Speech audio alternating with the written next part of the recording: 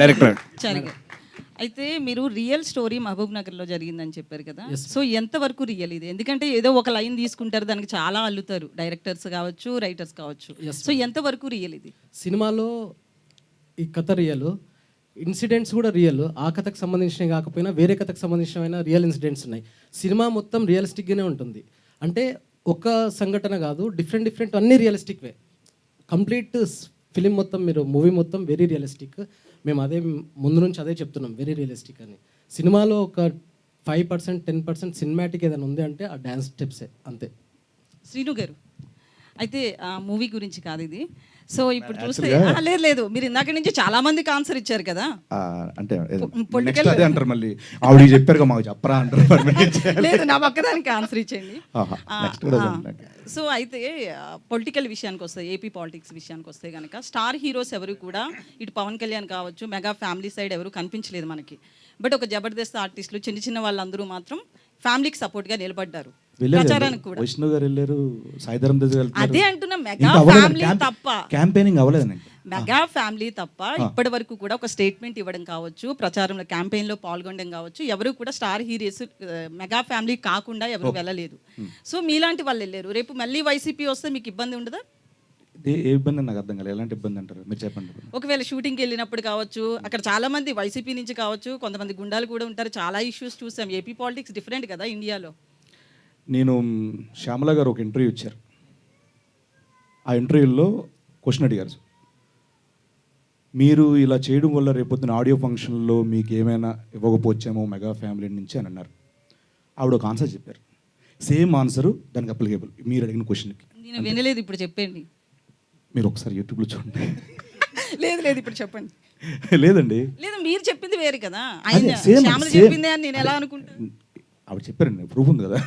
So నేనేమంటున్నా అంటే, ఇప్పుడు ఒక పార్టీకి సపోర్ట్ చేసినంత మాత్రాన వీడిని ఆపేద్దాం, తొక్కేద్దాం అని అనుకోవడం నిజంగా అది పరిణితి చెందిన ఆలోచన కాదని నా ఇది అభిప్రాయం.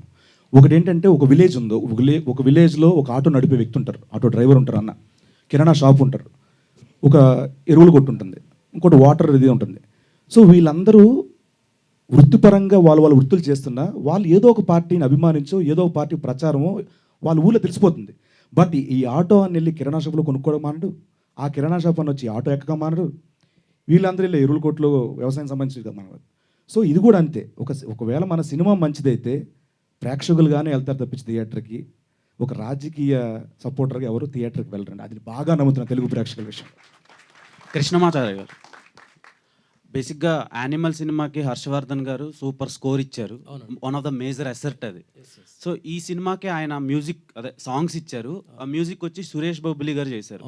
సో ఎందుకు అలా చేయడం జరిగింది?